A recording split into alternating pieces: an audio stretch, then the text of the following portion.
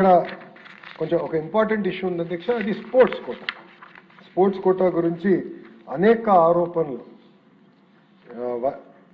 ప్రతిపక్ష పార్టీ చేస్తుంది అధ్యక్ష. దీంట్లో మీరు చూస్తే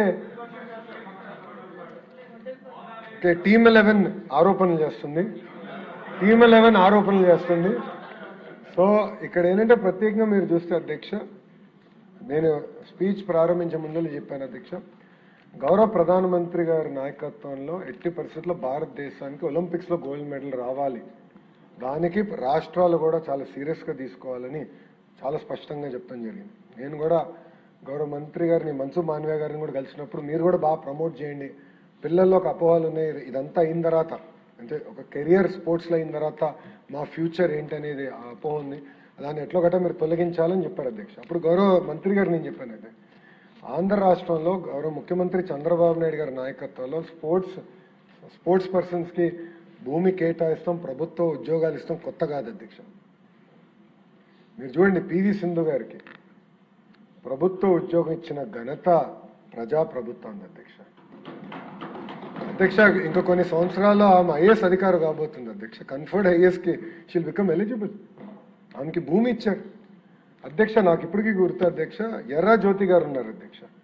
ఎర్రా జ్యోతి గారు ట్రాక్ అండ్ ఫీల్డ్ ఉత్తరాంధ్ర బిడ్డ అధ్యక్ష. She are best bet for Olympics. నేను క్యాబినెట్కి తీసుకెళ్ళాను అధ్యక్ష.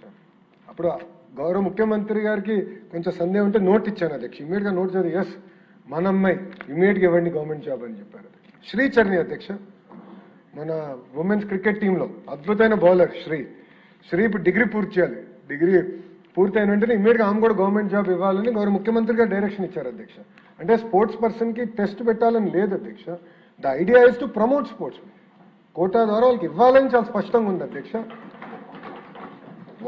వాళ్ళందరికీ ఏదైతే రూల్ పాటించామో అదే రూల్ ఇక్కడ కూడా పాటించి గౌరవ మంత్రి గారి నాయకత్వంలో 29 డిసిప్లిన్స్ ఏదైతే ఉందో కేంద్ర ప్రభుత్వం సూచన మేరకు 65 డిసిప్లిన్స్ తీసుకొచ్చాం.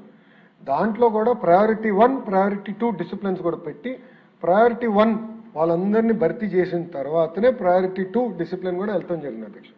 సో స్పోర్ట్స్ కోటా కూడా చాలా పారదర్శకంగా నిర్వహించారు అధ్యక్ష. అంతేకాకుండా సర్టిఫికేట్ వెరిఫికేషన్ విషయం, స్పోర్ట్స్ సర్టిఫికేట్స్ ఉంటాయి, సర్టిఫికేట్ వెరిఫికేషన్లో కూడా శాప్ ఆధ్వర్యంలో ఆల్మోస్ట్ సుమారుగా ఒక నెల రోజుల పాటు వేరియస్ లెవెల్స్లో సర్టిఫికేట్ వెరిఫికేషన్ కూడా పకడ్బందీగా చేసిన తర్వాతనే స్పోర్ట్స్ కోటా ద్వారా ఉద్యోగాలు ఇస్తాం జరిగింది అధ్యక్ష. ఇదేదో ఆషామాషిగా ఇచ్చింది కాదు.